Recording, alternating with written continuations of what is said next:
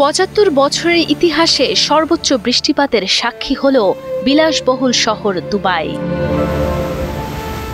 আর এতেই তলিয়ে গেছে দুবাইয়ের রাস্তাঘাট, দেখা দিয়েছে বন্যা।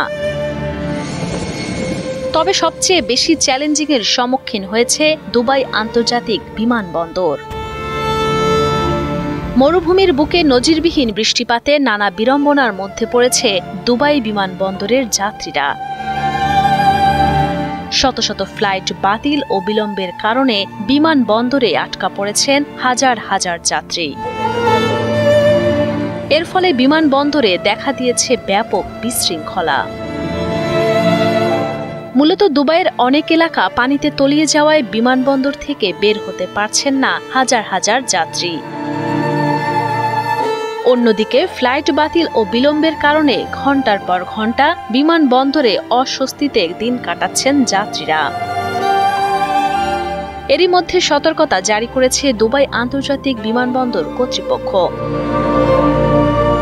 পরিস্থিতি স্বাভাবিক অবস্থায় ফিরে আসতে আরও সময় লাগবে বলে জানিয়েছে কর্তৃপক্ষ।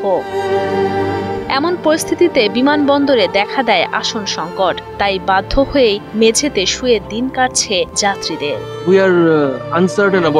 আমরা এখনো অস্পষ্ট অবস্থায় আছি। আমরা বাড়ি যেতে পারবো কিনা জানি না। অনেক মানুষ বিমানবন্দরে অবস্থান করছে। আসন ও চেয়ারের অভাবের কারণে মেঝেতে শুয়ে বসে আছে।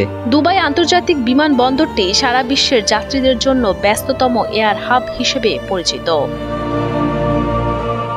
বিমানবন্দরটি গত বছর ৮ কোটিরও বেশি যাত্রীদের পরিষেবা দিয়েছে এবং যাত্রী পরিষেবার দিক থেকে এটি যুক্তরাষ্ট্রের আটলান্টার পরে দ্বিতীয় অবস্থানে রয়েছে।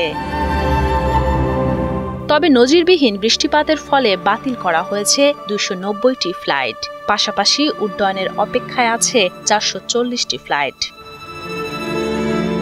উল্লেখ্য, মধ্যপ্রাচ্যের এই দেশটিতে বছরে গড়ে ১৪০ থেকে ২০০ মিলিমিটার বৃষ্টিপাত হলেও গত ১৬ এপ্রিল দেশটিতে হঠাৎ করেই শুরু হয় তুমুল বৃষ্টিপাত। ২৪ ঘণ্টারও কম সময়ের মধ্যে দেশটির আলাইন অঞ্চলের খাতম আল শাকলায় রেকর্ড করা হয় ২৫৮.৮ মিলিমিটার বৃষ্টিপাত।